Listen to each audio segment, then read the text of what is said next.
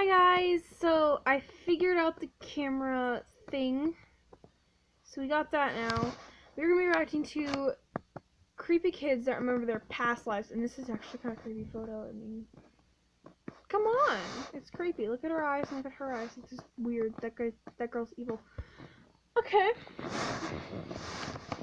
Our eyes for good. Some people might believe it's lights out. We go to the good or bad place, or perhaps we come back to life. Reincarnation is one of the most mysterious phenomenon that we'll ever encounter. While the Like, I believe in reincarnation. I feel like I've been in a past life before, but, like, really? Like, no. I don't want to see this. This is actually quite odd.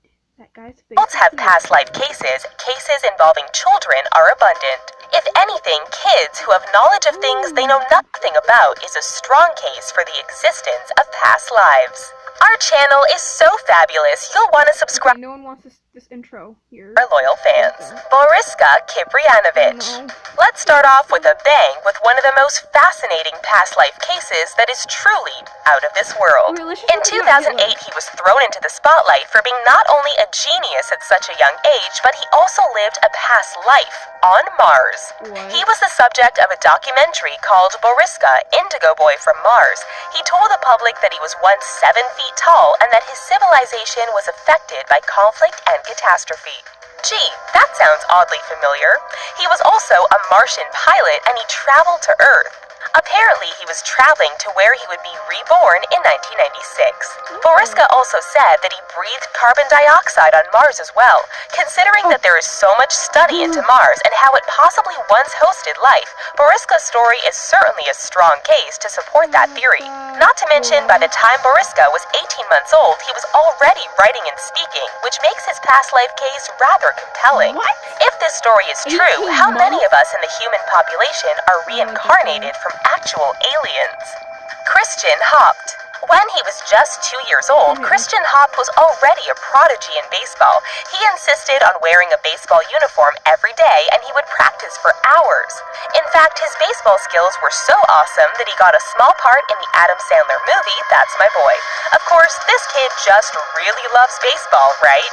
Well, his mother Kathy thinks differently.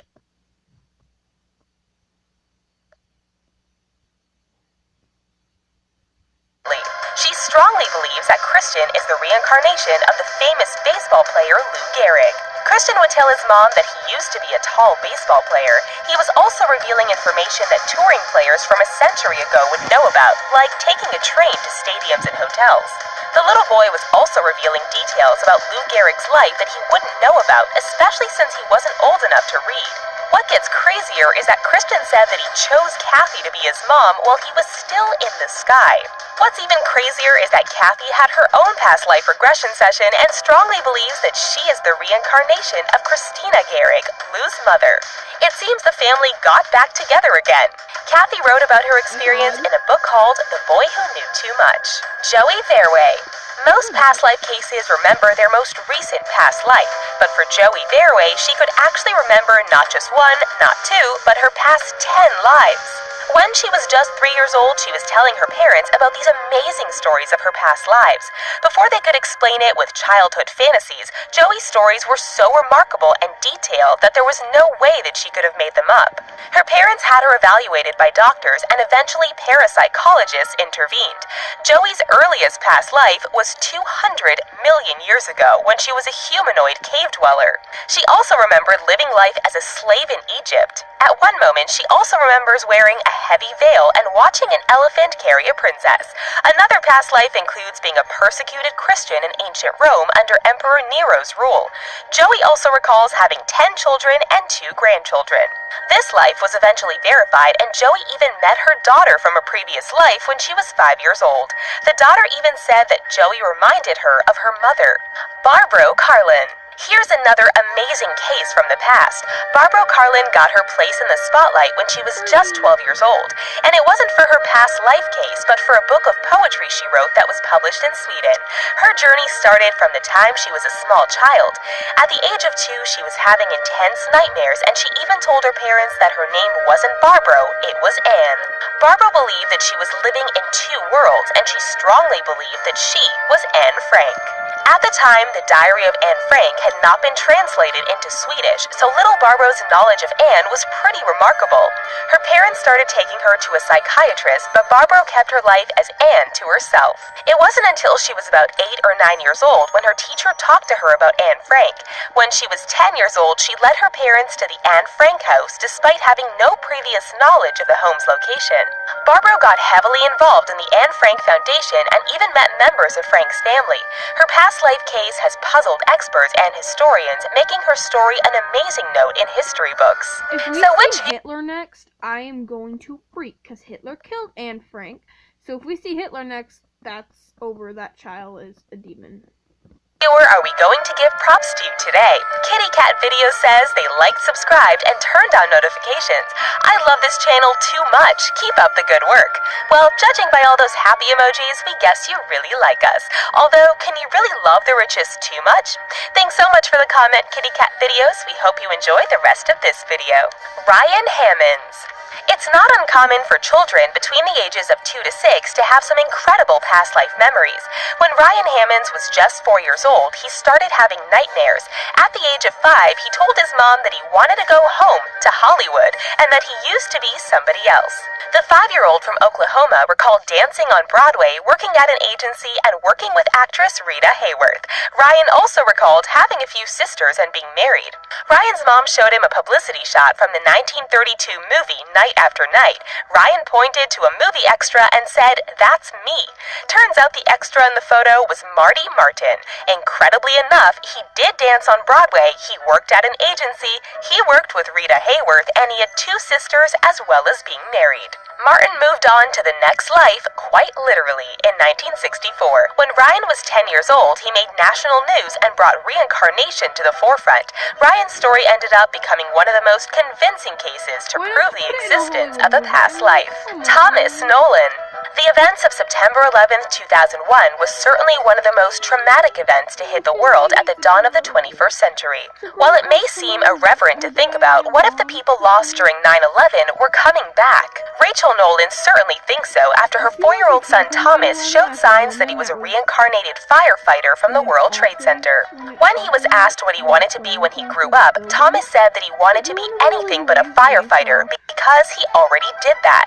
He could also describe specifically what a firefighter did and recalled personal experiences. When he saw a picture of the World Trade Center in a magazine, he said that bad men burned the buildings and how he tried to help but couldn't. Rachel mentioned that Thomas was able to recount specific moments during the World Trade Center event with such detail that she had to dig through specific interviews to confirm Thomas's story. Rachel came to the conclusion that her son had tried to save these people's lives, but his was cut short on September 11th, 2001, and he came back to tell the tale.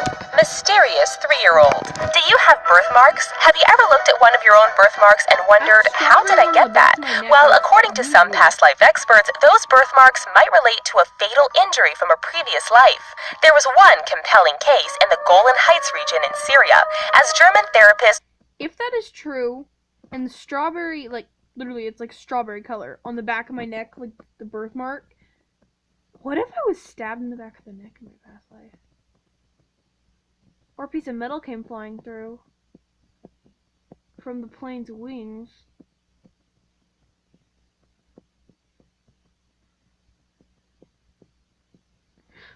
What? Okay. Trutz Hardo recounted a 3-year-old boy had a red birthmark on his head. The events were witnessed by Dr. Eli Lash, and the boy told his community that his previous life was cut short because a man took an axe to his head. The boy remembered which village he was originally from and where he had lived. He was also able to take the village elders to the location where his body was buried. Sure enough, there were remains in the grave. The boy was also able to remember the tool used to end his life, which was an axe. Hence, the red birthmark was explained. explained. The boy also remembered the name of the man who ended his life, and the little 3-year-old confronted him. While the man didn't admit to any wrongdoing, his face apparently went very pale. Freaky. Luke Ruhlman. When Luke Ruhlman was just 2 years old, he talked to his mother about a woman named Pam, and it greatly concerned her. When she asked him who Pam was, he replied with, "I was." Luke then explained that he went up to heaven and that God pushed him back down. He then turned into a baby, and his mother named him Luke. By the time he was 5 years old, he was convincing people that he was a woman named Pam Robinson. She had gone off to the light in 1993 after there was a fire at the Paxton Hotel in Chicago that claimed 19 other lives. Luke had never been to Chicago, and he could talk about how he would ride the train to the city. Robinson's family was still alive, but when the press confronted them about Luke's amazing story, they declined to comment. Who knows if Luke and the family actually met, but you can imagine that it's a pretty sensitive situation. Considering that Luke's past life was female and he is now male, it makes an interesting argument about whether or not the soul has a specific gender. If this sparks some discussion, share your thoughts with us in the comments. Andrew Lucas. When 4-year-old Andrew Lucas started talking about his tragic passing as a fallen member of the Marine Corps, his mother Michelle understandably had some concerns. His flashbacks were incredibly disturbing as he would start crying hysterically and asking his mother why she let him go in that fire. Obviously, Michelle had to take her son to a therapist, fearing the worst for his mental health. But when Andrew actually gave an address for a home in Sumter, Georgia, Michelle had a lead. She eventually found a fallen Marine named Val Lewis who had passed after an explosion in 1983 in Beirut, Lebanon. While filming the show Ghost Inside My Child, Andrew was shown pictures of 6 different Marines. Amazingly enough, Andrew felt most connected to Lewis's photo and kept it with him long after the show was done filming. Andrew also visited Lewis's grave, and he ran to another headstone and told his mom that it was his friend. Michelle and the show's producers were unable to locate Lewis's family, but there seems to be a strong case that this situation is pretty legit. Shanti Devi. Okay, no more. I'm done. I just, no. Thank you for watching. If you want to go see the full-length video, which is like one more story, The Richest is pretty good channel. I got a shot here in my finger the other day, and now I have stuff that it's going to lab for. I'm not that excited. Like, come on. Okay, see you guys in another video.